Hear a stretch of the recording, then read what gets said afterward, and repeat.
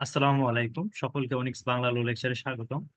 আজকে আমরা যে বিষয়টা সম্পর্কে আলোচনা করব সেটা হচ্ছে দেওয়ানি কার্যবিধির অর্ডার 6, যেখানে আলোচনা করা হয়েছে প্লিডিংস সম্পর্কে।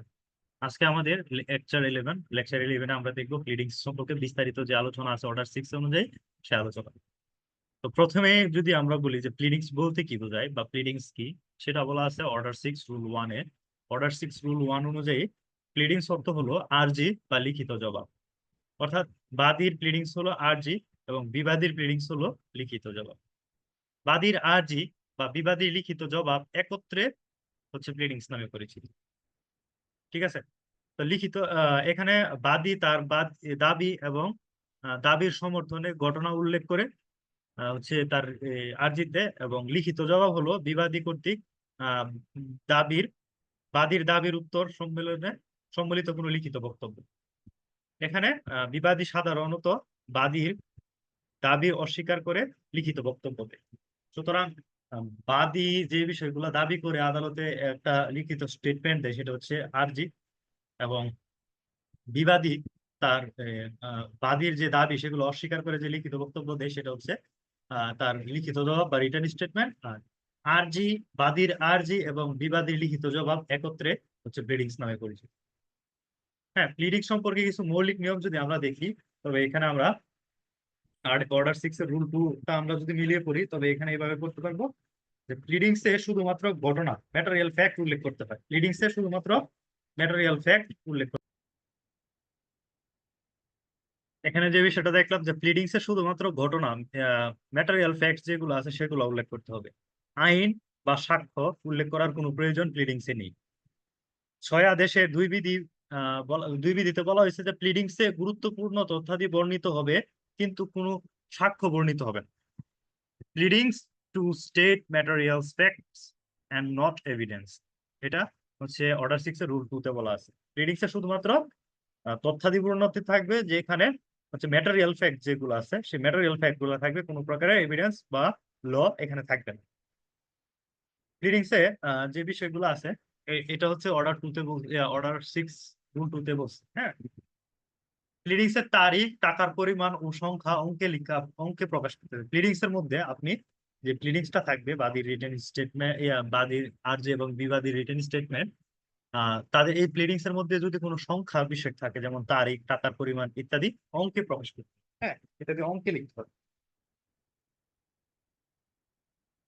এখন আমরা দেখবো প্লিডিংস স্বাক্ষর এবং সত্যাখ্যান, সাইনিং এন্ড ভেরিফাইং প্লিডিংস। দেওয়ানি কার্যবিধির অর্ডার 6 এর বিধি 14-তে প্লিডিংস স্বাক্ষর এবং বিধি 15-তে প্লিডিংস সত্যাখ্যান নিয়ে আলোচনা করা হয়েছে।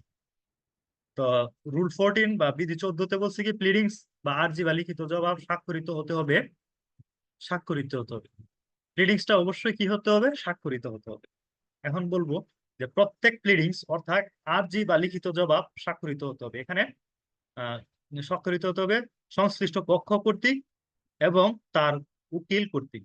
একটা প্লিডিংস, সেটা হোক আরজি হোক রিটেন স্টেটমেন্ট, সেটা অবশ্যই স্বাক্ষরিত হতে হবে তার সংশ্লিষ্ট কর্তৃপক্ষ দ্বারা, এবং তার কর্তৃক তার উকিল কর্তৃক হচ্ছে সেটা স্বাক্ষর করতে হবে। হ্যাঁ, অর্থাৎ আরজিতে বাদী এবং তার উকিল স্বাক্ষর করবে এবং লিখিত জবাবে বিবাদী এবং তার উকিল স্বাক্ষর করবে। অনুপস্থিতি বা অন্য কোনো যুক্তিসঙ্গত কারণে বাদী তার আরজিতে এবং বিবাদী তার লিখিত জবাবে স্বাক্ষর করতে অক্ষম হলে সেক্ষেত্রে তার ক্ষমতাপ্রাপ্ত প্রতিনিধি স্বাক্ষর করবে। মানে অর্ডার 6 রুল 14 অনুযায়ী মূল কথাটা হচ্ছে একটা প্লিডিংসে আপনার স্বাক্ষরিত হতে হবে আপনার এবং আপনার উকিলের। হ্যাঁ, আপনি এবং আপনার উকিল হচ্ছে মূলত স্বাক্ষর করবেন, সেটা হোক বাদী হোক বিবাদী।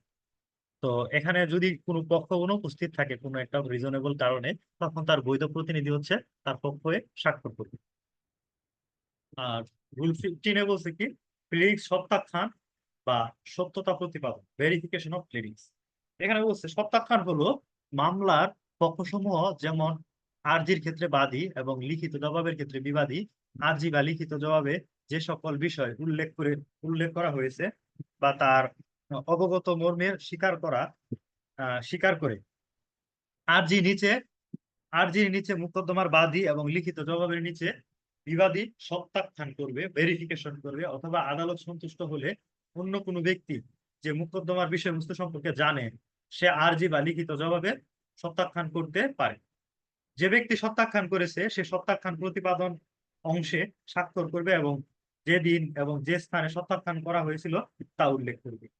মানে আরজির ক্ষেত্রে আরজির শেষে হচ্ছে ভেরিফিকেশনের জন্য হচ্ছে এটা পাবেন যারা হচ্ছে বিভিন্ন ড্রাফটিং করেন, বিভিন্ন ড্রাফটিং এ বা আরজির ডকুমেন্টে আপনারা দেখবেন সবার শেষে হচ্ছে ভেরিফিকেশনের একটা অংশ থাকে, সেখানে স্বাক্ষর থাকে। হ্যাঁ, এবং সেটা ভেরিফাইড করে থাকে, সত্যাখ্যান অনুযায়ী সেটা ভেরিফাইড করা থাকে। সুতরাং প্রত্যেক প্লিডিংস সত্যাখ্যান হবে প্লিডিংস এর নিচে। হ্যাঁ, প্রত্যেক প্লিডিং সত্যাখ্যান হবে প্লিডিংস এর নিচে। আরজির ক্ষেত্রে আরজির নিচে, রিটেন স্টেটমেন্ট বা লিখিত জবাবের ক্ষেত্রে লিখিত জবাবের নিচের দিকে হচ্ছে এটা, বা শেষের দিকে হচ্ছে কি সত্যাখ্যান বা ভেরিফিকেশনটা থাকবে। সংশ্লিষ্ট পক্ষ কর্তৃক তথা আরজির ক্ষেত্রে বাদী বা লিখিত জবাবের ক্ষেত্রে বিবাদী কর্তৃক এটা ভেরিফিকেশন করতে হবে।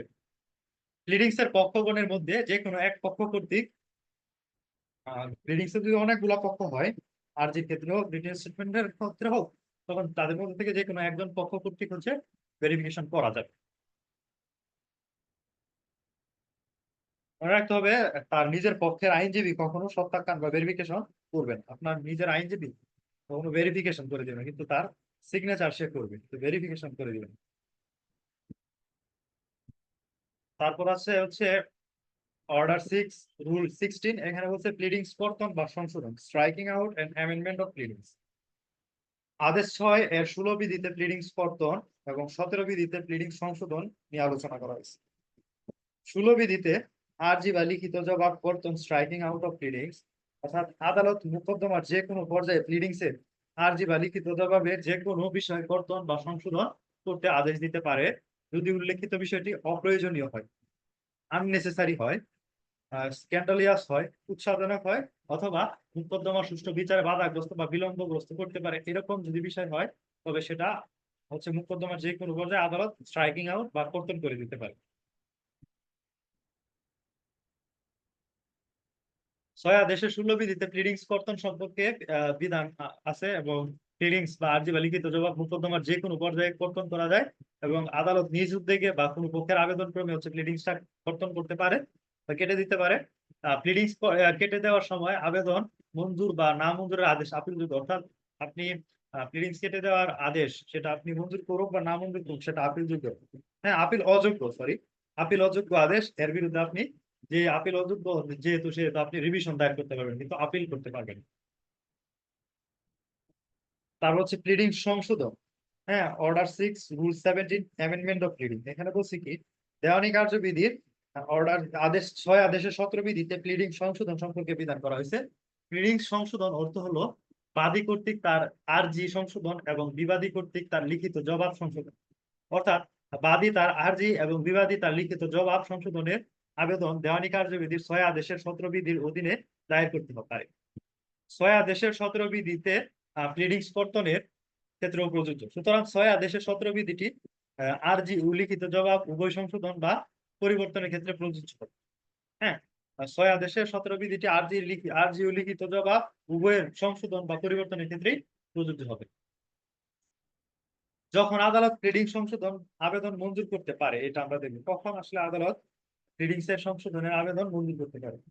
আদালত মোকদ্দমার যে কোনো পর্যায়ে মোকদ্দমার যে কোনো পক্ষকে প্লিডিং সংশোধন বা পরিবর্তনের অনুমতি দিতে পারে। হ্যাঁ, কিন্তু বিচার শুরুর পর সংশ্লিষ্ট প্লিডিং সংশোধনে কোনো আবেদন আদালত অনুমোদন করবে না যতক্ষণ না পর্যন্ত আদালত এই মর্মে সন্তুষ্ট হয় যে আবেদনকারী যথেষ্ট সতর্ক থাকার পরেও মোকদ্দমার বিচার শুরুর পূর্বে সংশোধন এর আবেদন করতে পারেন, এমন মর্মে যদি বিশ্বাস করে সেই ক্ষেত্রে শুধুমাত্র আদালত হচ্ছে বিচার কার্য শুরুর পর প্লিডিং সংশোধনের আবেদন মঞ্জুর করবে। যে কারণে আদালত প্লিডিং সংশোধনের আবেদন মঞ্জুর করতে পারে, যে কারণে আদালত প্লিডিং সংশোধনের আবেদন মঞ্জুর করতে পারে।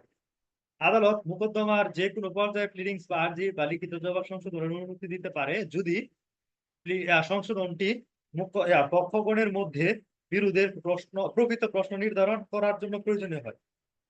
যদি সংশোধনটি পক্ষগণের মধ্যে বিরোধের প্রকৃত প্রশ্ন নির্ধারণ করার জন্য প্রয়োজনীয় হয় তখন হচ্ছে মোকদ্দমার যে কোনো পর্যায়ে প্লিডিংস বা আরজিটা সংশোধনের অনুমতি দিবে। আর যদি সংশোধনটি অপর পক্ষের জন্য অবিচার না হয়, মানে সংশোধনের মাধ্যমে হচ্ছে অপর পক্ষ সে ন্যায় বিচারে ব্যাঘাতগ্রস্ত না হয়, তখন শুধুমাত্র প্লিডিংসটি সংশোধনের আবেদন মঞ্জুর করবে।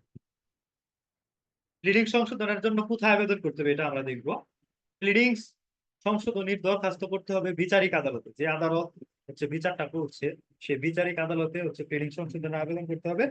যেমন যদি মোকদ্দমাটি যুগ্ম জেলা জজ আদালতের বিচারাধীন থাকে, আর্জি বা লিখিত জবাবটি সংশোধনের আবেদন যুগ্ম জেলা জজেই করতে হবে, অন্য কোনো জেলা জজে করলে হবে না।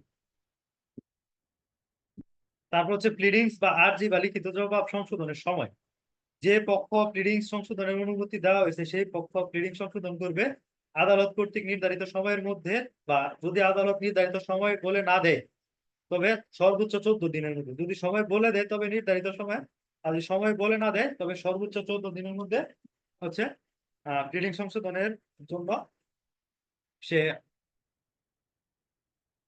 প্লিডিং সংশোধন করবে। এবং এই ক্ষেত্রে সংশোধনের সময় বাড়ানো আদালতের বিবেচনামূলক ক্ষমতা। এই যে 14 দিনের পরে আদালত সংশোধনের সময় বাড়াবে কি বাড়াবে না, এটা আদালতের একটা ডিসক্রিশনারি পাওয়ার। যদি কোনো ব্যক্তি 14 দিনের মধ্যে প্লিডিং সংশোধনে ব্যর্থ হয় তবে তার ফলাফল, হ্যাঁ, প্লিডিং সংশোধনের আদেশ হওয়ার পর নির্ধারিত সময়ের মধ্যে বা অনধিক 14 দিনের মধ্যে সংশোধন করতে না পারলে এবং আদালত সংশোধনের সময় না বাড়ালে পরবর্তীতে প্লিডিং সংশোধন আর করতে পারবে না। এটা হচ্ছে রুল 18 বলছে যে নির্ধারিত সময়ে বা 14 দিনের মধ্যে যদি হচ্ছে সংশোধন না করে তবে পরবর্তীতে আর সেটা সংশোধন করার কোনো সুযোগ নেই।